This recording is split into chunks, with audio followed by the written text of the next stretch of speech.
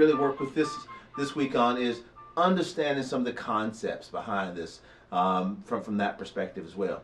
So when we think about that, that's why I say you got we start with this OSI model.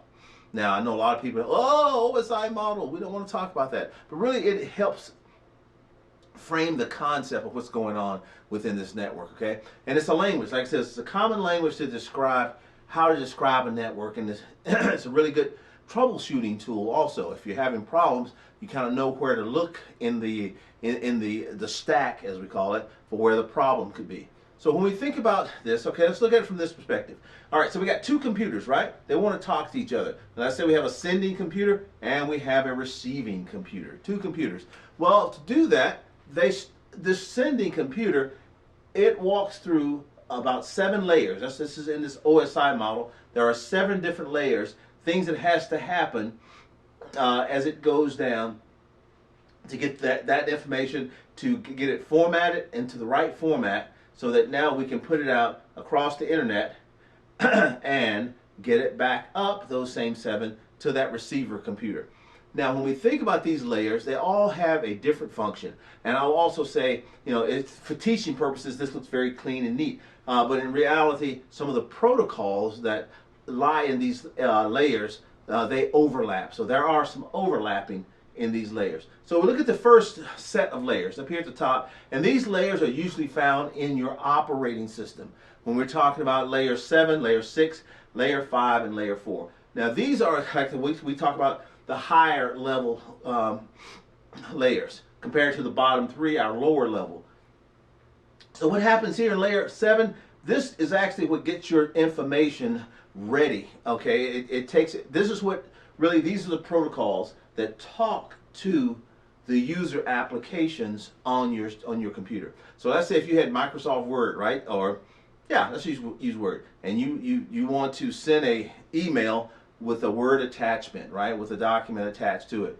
Well, what prepares that Microsoft email and Word are the protocols that's associated with layer 7.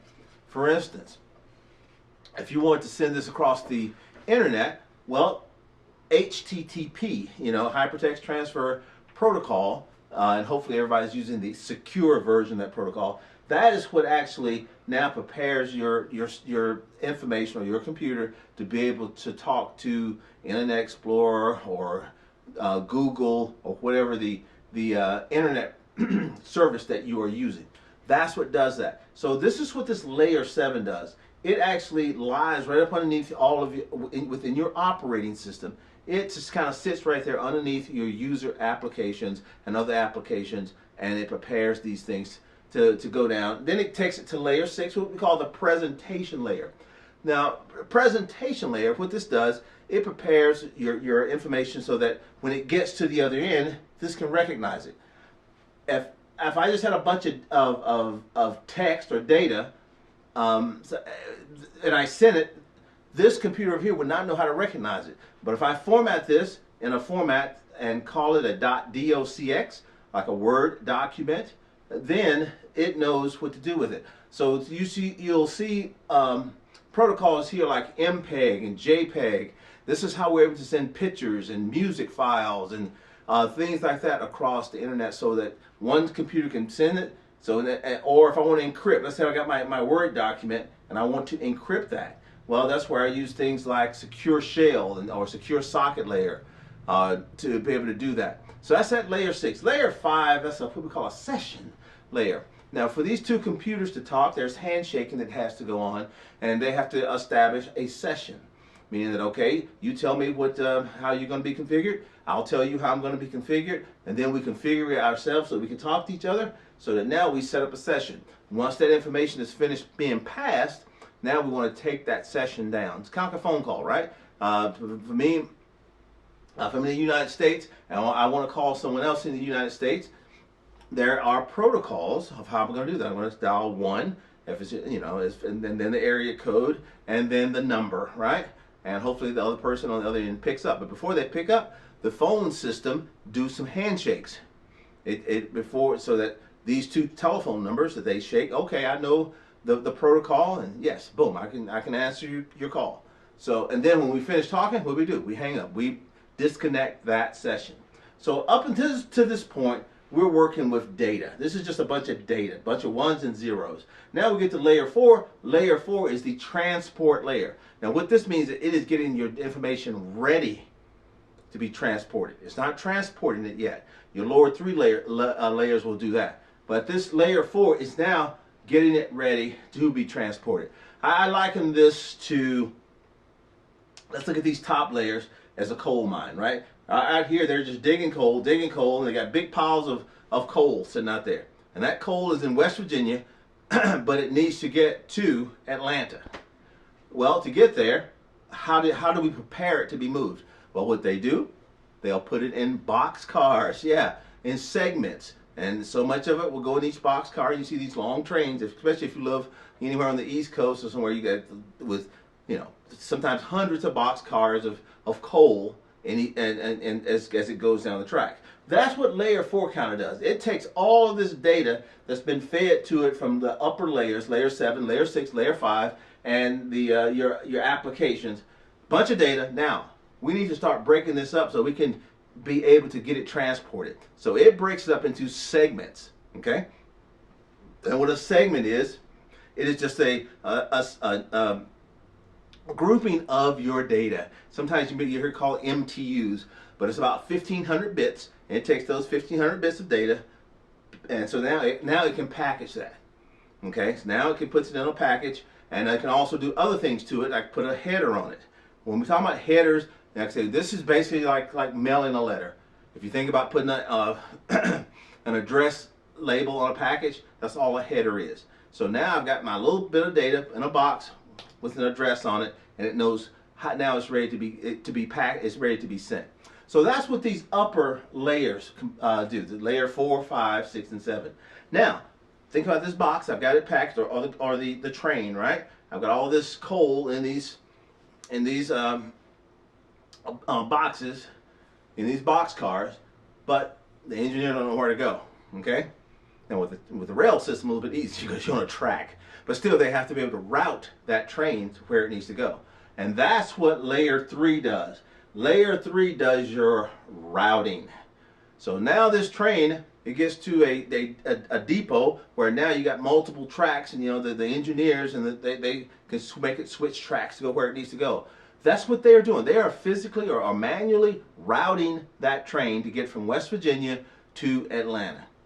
Okay, and if they misroute it, that train may end up in St. Louis. So that's what layer 3 does with our information. It establishes routing paths, and it knows all these different routers in the network. And now what it also does, it puts another header on that packet called an IP. This is where the internet protocol comes in. Sometimes you hear these 2 layers, 4 and 3, kind of bundled together, call it TCP IP. Because at this layer 4, that's where we have our transmission control protocol, TCP, transmission control protocol, and UDP, user datagram protocol. But yeah, so sometimes we talk about these 2 together because at layer 3, this is where we have our internet protocol. Now, that internet protocol is what, once your packet gets out there into the internet, okay, onto the digital highway, that way the header on it, it knows how to route it as it goes, as it's going across the internet, and it could take multiple paths, who knows. But these 2 protocols work together. Here's how. So I got this data. I want to send it from this computer to my receiving computer, and I want to use and I want to be sure that it gets there. This is an email, right? I want to be sure that email. So when this person over here opens up this email, I want everything to be in that email. So what type of protocol would I use to do that? I would use TCP, Transmission Control Protocol. What TCP does, remember we talked about it puts in little boxes or box cars? Well, it numbers and counts every one of those box cars, right? And every one has a number on it. Every package has a number. And when it sets up this session between the 2, it tells the other one, hey, at layer 4, I am sending you 100 packets. And they're all sequentially numbered. Now, at the end of this session, the receiving computer's layer 4 may say, I didn't get 100 packets. I only got 97 packets. As a matter of fact, I can tell you what 3 packets I didn't get. I didn't get 17, 21, and 96. This computer over here at layer 4 says, you didn't get it? Well, guess what I'm going to do? I am going to resend those 3 packets. And it resends it, and now it has it. And now it can go up and do everything it needs to do and put that email back together. So now when the receiver opens up the email, then you got the complete full email. That's how TCP operates as a protocol, transmission control protocol. It's called a connection-oriented protocol. So that everything that's being sent, there's handshakes, and it's guaranteed. Kind of like registered mail. You know, that guarantees that somebody had to sign it, and for it, you signed it when you sent it, and it's assured delivery. The other protocol here is UDP. That's a connectionless protocol, meaning that, you know, we're not doing all this packet counting, guys, okay? So when UDP is going to send something from layer 4 of the sender machine to layer 4 of the receiving machine, it's kind of like junk mail. Meaning that we're just going to keep sending it, sending it, sending it. You know how you get junk mail? You know, you get mail from the people who lived in the house before you because it don't care. You're just gonna, and UDP operates that same way. I mean, it's just going to keep sending those packets. And you may say, well, why will we ever want to do that? Here's why. Because if you're watching this video right now, you're probably streaming it over YouTube or some streaming platform where you're watching it live or real time. If you're not watching it real time, you're using UDP to do that. Here's why UDP is used in this environment for things that streams, like audio, if you're streaming music, if you're streaming video, whatever it may be. Because if you're trying to do this, if you're trying to use TCP and do packet counting and assured delivery, your video would look like that. It will be broken up into pieces because it's trying to do this handshake and everything else, whereas you really can't do that with video. So that's why UDP is used for certain applications for streaming. Because if some of the information drops out and get lost, it really doesn't matter, you know, because unless it's a lot, the end user is never going to see the difference, okay? So that's why these 2 protocols are used here at layer 4. Like I say, layer 3, that's where we got IP. That's where it puts that header on there and it says, okay, you're going to go down the internet, buddy. Here's a header. That way you know how to, so when it gets to the next router, it looks at the header. Okay, you're trying to get to St. Louis. Here you go. Boom, let me put you on this route. That's all routing is. Now, that packet gets to your house. Well, let's say this computer right here is sending it.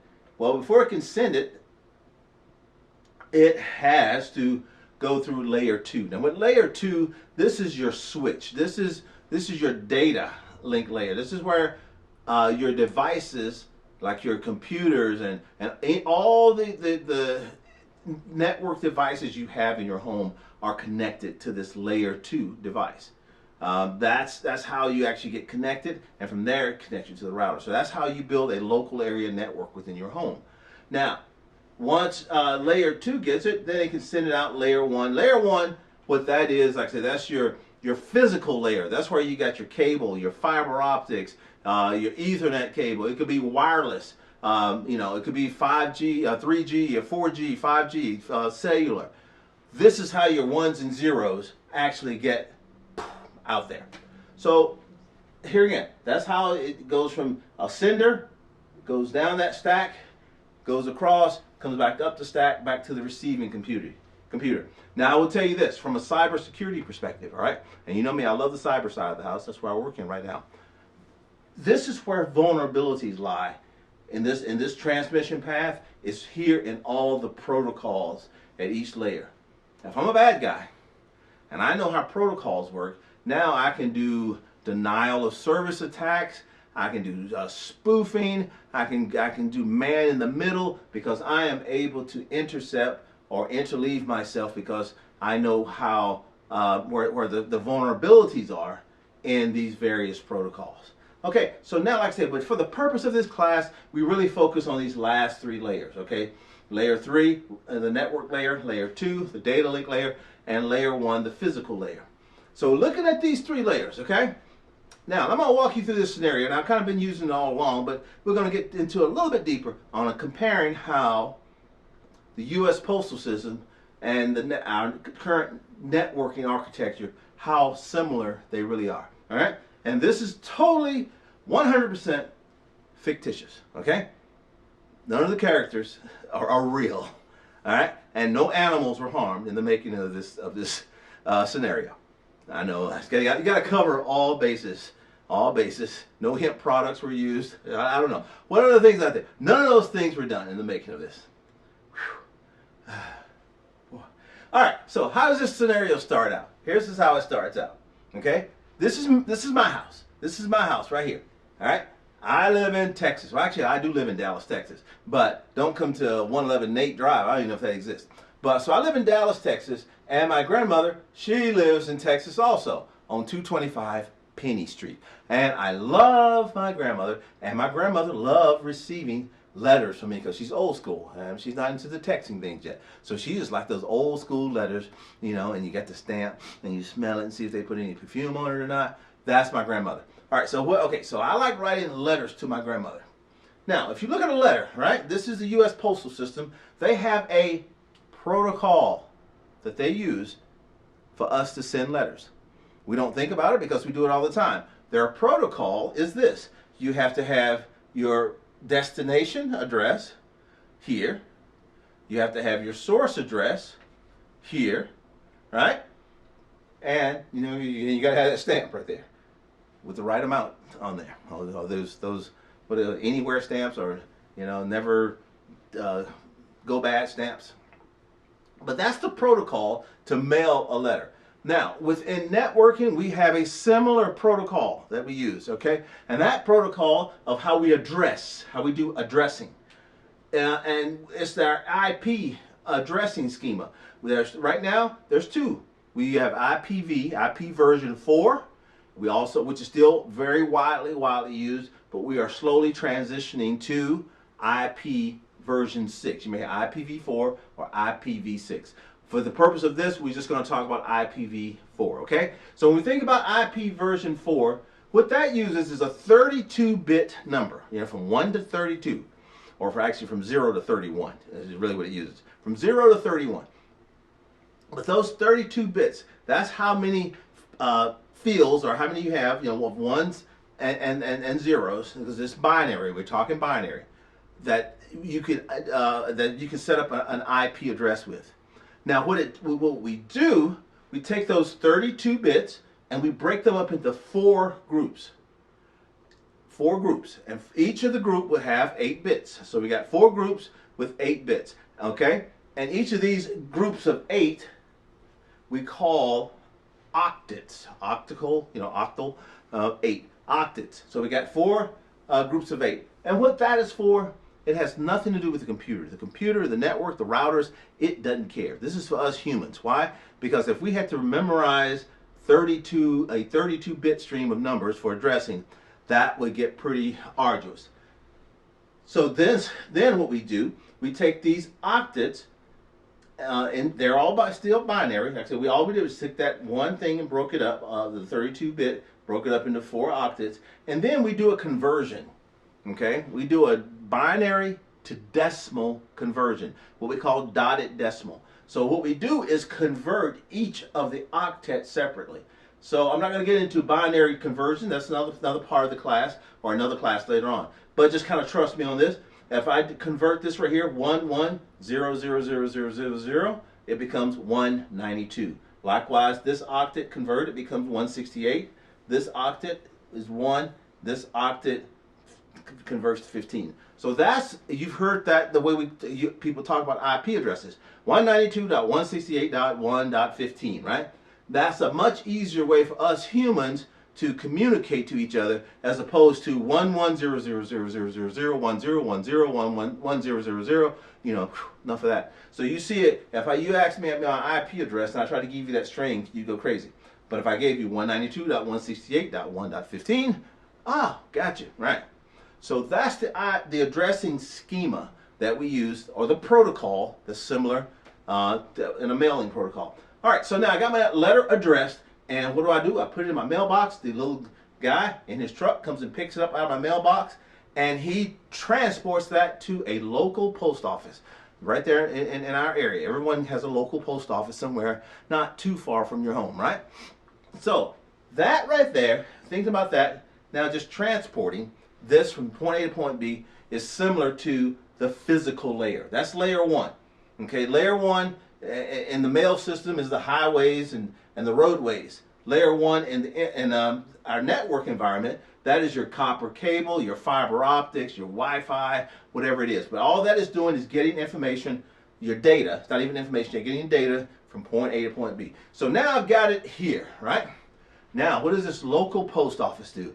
This local post office does something pretty special, okay? Here's what they do. They look at the zip code of the destination address and the source address. Now, that zip code, if you notice, is the same, 75042. Well, that local post office now knows that, hey, that's a local delivery. All I got to do now, I can take this letter and drop it onto another truck and take it right over to 225 Patty Avenue because I know Penny Avenue because I know exactly where that is. That is a local area delivery or a local area network. That's what layer 2 does in our home networks. Layer 2, that switch. You may say, I don't have a switch. I'll show you. You do have a switch later on. Connects up all of your devices. And if your computer wanted to send something to the printer, that switch knows that, hey, I recognize the IP address. It does some binary addition and says that IP address is local. It's actually connected to me. So it will take that information off of your computer through the switch and wirelessly send it to that, or if you got it connected up with Ethernet, to your printer. You don't have to be connected to anything else. This switch doesn't have to be connected to the internet or anything else, and you can print. That, my friends, my students, my constituents, that is a local area network. Just like the mail system here, where they did a local delivery. All right? Good with that? But what happens next? Well, my dear grandmother, one day, she up and moved to California. She looked at me and said, grandson, I'm going back to Cali. Cali, yes. So she went to California, just up and moved to 345 Sunny Beaches Cove, Los Angeles, California, 90210. 90210. All right, that's the new zip code. New address, new zip code. Well, me still wanting to be able to mail my grandmother letters, I do the same thing I always do. I send it to my local post office. My local post office then does what they always do. What do? They look at the zip codes and go, wait a minute. 9021 is 75023. I recognize that. But however, 90210, I don't have a clue where that is. I have to send it now to some type of a routing station. Okay? Now, where this post office goes, it says, hey, I know that if I send that to St. Louis, because that is our default location for sending mail, kind of like a default gateway or default router, now St. Louis will say, hey, I got this letter. I know exactly where 90210 is. And you know what? And I know how to get it there. So it takes this letter and it routes it to a local post office in San Bernardino. And it goes, I know where 90, and it looks like, and go, oh, I got it. Hey, 345 Sunny Beaches Cove, I know exactly where that is. And it puts it on layer 2, I'm on layer 1, and sends it to my grandmother's house. So, in effect, this St. Louis post office is operating as a layer 3 device. A layer 3. Now what layer 3 devices does, this router, in effect, what it does, it connects disparate local area networks. Meaning, I have a local area network here where I live, There's a local area network where my grandmother lives, but the two aren't able to send traffic or send mail back and forth to each other. That is what this router in the middle does. This router now is able to connect from this local area network through this and route it to the other local area network.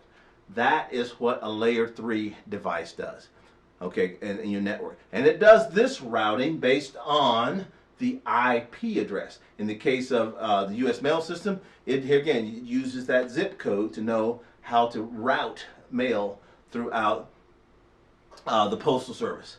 So we've got layer 2, our local area networks, and we've got a layer 3 device, which is part of we'll call it a wide area network, and we're going to talk about that a little bit more in a minute. Now, something else happens in the process of doing this. It's something, and it's important to know in our networking environment. It's called encapsulation and decapsulation. Here's what I mean. All right, so I take the letter that I'm going to write. Right, I write it, I handwrite it because she likes reading handwritten letters, and I put that letter inside of an envelope. And in effect, what I've done, I have encapsulated this piece of paper inside of an envelope. It's the first stage of encapsulation. Now, when I take this, and when the postman comes and they grab this, they take my letter, put it into a mail bag, basically with a bunch of other letters. So now they've encapsulated my letter in a bag with other letters. To get to St. Louis, they take that bag and they put it on a pallet with other bags. So now what do I have? I have a letter encapsulated inside of an envelope with a header on it. That envelope is encapsulated inside of a bag with another label or a header on it. And that bag is encapsulated in a pallet with a label on it. And then when it goes, that is encapsulation. Then when it goes across country, well, kind of the opposite happens. They take it out, when it gets here, they pull it off the pallet, pull the bags out, take the bags, take the letters out, sends the letter, and then my grandmother gets the letter, she opens the envelope, takes the letter out. So what do we have? We encapsulate it, and then we start decapsulation. Same thing happens on our network when we're sending information, when we're sending traffic data back and forth. Let's give you an example. Okay, here's Keyboard Cat. All right, Keyboard Cat. I can just never get enough of Keyboard Cat. So I want to send videos of Keyboard Cat to my all my friends, all of them, all 2 of them. So so at these upper layers, layer 4 or 5. Layer 4, 5, 6, 7, and 8. 8. There's no 8. 5, 6, and 7. These upper layers. We put an application header. So here's my video. So I encapsulate that video with an application header. When I send it down to layer 4, what do? I put a TCP header on the front of that. So I got 2, it's encapsulated twice. Gets to layer 3, I put an IP header on that. Because that way it knows how to start doing the routing. And then then at the next layer, layer 2, this is where I will put an Ethernet header. So my video back here, you see has been encapsulated inside of multiple things before it goes out as ones and zeros across the internet. What happens at the other end? Just the opposite. Well, first, at the other end, they receive the ones and zeros.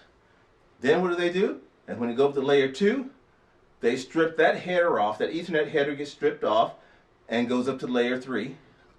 The IP header gets stripped off, and it's sent to layer 4. And you kind of see how it's going, right? TCP header gets stripped off, goes up through the next 5, 6, and 7, and then everyone is able to enjoy, both of my friends, that Keyboard Cat video. So we've talked about a lot of things here, right? Now let's take a look though with your home network. If you can remember that analogy we just finished up, especially those last 3 layers, the physical layer, the data link layer, and the network layer. Now let's apply this to your home network. All right, so we have 2 things that's working at the same time. You have local area network and you have wide area networks. Yeah, right there going on your home. Here's what I mean. So if you look at here's your home devices, your computers, laptops, TVs, everything you want to get connected to the internet. To do that, you have a device that we call a router. Actually, that is actually a layer 2 and a layer 3 device. Here's what I mean. If you look at the back of most of your routers, you see it has 4 ports. LAN. Those are your LAN, your local area network ports. This is what connects up to your devices. And these could be connected up via cable, or it could be connected up via wireless. But either way, that's connecting the local area network side, which is your layer 2 switching side. Now on the other side of this, we have a WAN, wide area network port. That's going to go the other direction. So, but let's talk about this first. So here's all your devices. So how did this, even if we hook the cables up, how does this device, your router, know what these are? You know, is it just magic? I don't know. No, it's not. Well, what happens, every network device comes from the manufacturer with a MAC address, Media Access Control Address. And that MAC address is hard-coded into the network interface card of every device. And every manufacturer who makes a network device, they have their own unique set of MAC address numbers that they use, okay? And these MAC addresses, they are hexadecimal numbers. They're not binary, they're not octal, they're not decimal, they are, you know, hexadecimal. Hexa meaning that there are 16. So you got 0 through 15. And that means you have to use alphabets. And that's where sometimes you see these alphabets, because we only got 0 through 9, you know, 10 digits. So then we start with A through F in hexadecimal. So, but every device, it has a hexadecimal number. This is what, 14.9D9981.6F A3. That is an example of what a MAC address looks like. Well, why is that MAC address important? Well, because at layer 2, we're not talking IP addresses yet. This is where now this part of the switch is able to recognize the MAC address on every device that connects it up to it. And inside of there, it has a little database, right? So that it records the MAC address of every device. So like I say, if you buy a new phone, you bring it home and you want to connect it up to your Wi-Fi. Well, there's a MAC address on your phone. If you go down through your menu settings, you'll find that MAC address. Well, once you're given permissions, you know, you got the right encryption and the password and everything to log onto this router, then the the switch portion of this router, the local area network side, it will remember the MAC address of your phone, unless you want to go and clear it out, which you can. So every device now is connected to the switch. Then what happens? Well, now this router says, okay, I know who you are, I recognize your MAC address, but we're going to be able to communicate until you get an IP address. So this then provides an IP address to every device in your home. Now this is the layer 2 side, the local area network side. Now on this side of your router, it's using Class C IP addresses, and these are private IP addresses, meaning they're not out. You don't see them out here in the internet. You should never see a 192.168 IP address crossing around on the internet. These are just inside of your home. This side right here, this is all inside of your house. So this right here starts giving IP addresses to every device that has a MAC address. And typically, I mean, out of the box, you have the ability to let it give 254 IP addresses. You can assign 254 devices to that LAN before you have to start doing something special to make it work. You know, basically 192.168.1.1 all the way to 192.168.1.254. Okay, so now we got all of our devices connected up. We're happy, right? Well, kinda. I mean, I can talk to my own computers in my own house, but I want to be able to get out to the internet. That's where it all happens at, right? On the internet. How do we do that? Well, that's the second part of this. This is the wide area network side of your router, okay? That one port that connects up, to your internet service provider. And it may be a modem, or it could be a fiber modem, or it could be cable, depending. But that just depends on who your internet service provider. Now, what they do, your ISP. Now, connecting to your ISP still have not got you to the internet. Okay. Don't confuse that. You know, if your Verizon is your internet service provider, they are the ones who give you a path to the internet. They are not the internet yet. All they're doing is now you're just giving you a path. So what they will do is that they are going to assign you your home, one IP address. Even though you may have, 50 devices in your home, this machine, this device, using what we call DHCP, Dynamic Host Configuration Protocol, it is able to assign a lot of IP addresses over here, but then when it goes in and out, it only goes out of one IP address to the internet. No different than the US mail system. Here's what I mean. Your house has how many addresses? One. You could have 15 people living there. All 15 can write letters to 25 different, like Christmas cards. You could have 10 people in your house sending Christmas cards to all of their friends, right? That would be this part over here. Whole bunch of, Christmas cards, all addressed to go different places. But at the end of the day, you're gonna bundle those cards up, and you're gonna have one address as the sender address, your one house address. That is what your internet service provider does. It gives you one address. All that traffic is going to go. And that is typically a Class B, sometimes it's a Class A IP address, like in this instance, 47.189.55.169. That is your one address, and I kind of made this up, fabricated that, but yeah, that would go to your house. So as you see, the LAN side and the WAN, the wide area network side. Now, if you haven't played around with your home router, carefully do this, you can actually log into your home router.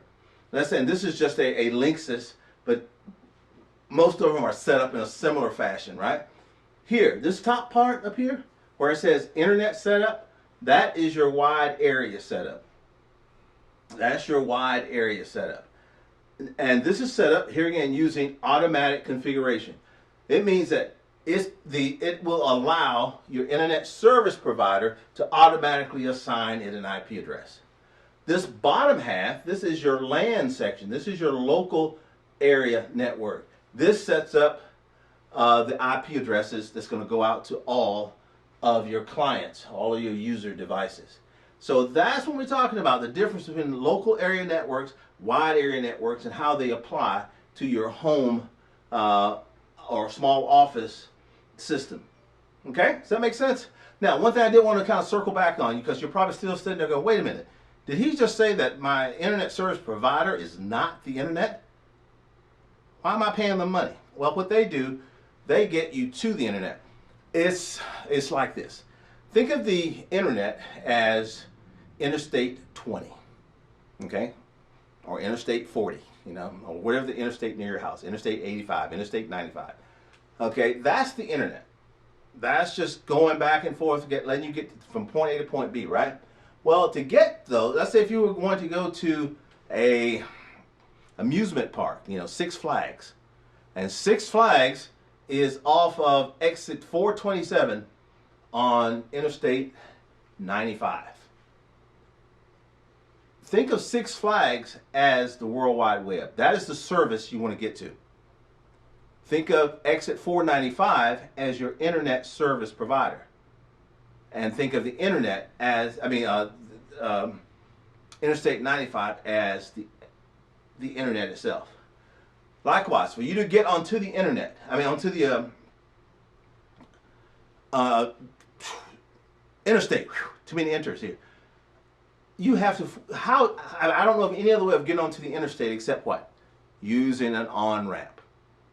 And think of that on-ramp, that exit, that on-ramp to get on as your internet service provider. They're the one that provides you the gateway to get to the internet. So that on-ramp, and how do you get off the interstate? If you're not, totally drunk or something, there's now in that case there's multiple ways of getting off of interstate. You don't want to try those though. But a normal sane person is going to take an off ramp. You're going to exit. Again, internet service provider, that on and off ramp that gets you in and out. All right, so we covered quite a bit of topics today, didn't we? We talked about the OSI model, right? And how the protocols at different layers and how they work. And so if you got a sender who wants to get to a receiver and the protocols in between. And we actually we covered protocols. Then we used an analogy to show you how the network that we use today is very similar, not the same, very similar to the US Postal System. Because it's all about transportation, how we transport. And then we showed you the differences between local area networks and wide area networks. All right, guys, listen, looking for a great week 3. Again, have any questions, comments, or anything, please feel free to reach out. Like I say, my contact information is on Blackboard in the portal there, okay? Hope this helped you out. God bless you. Have a great week.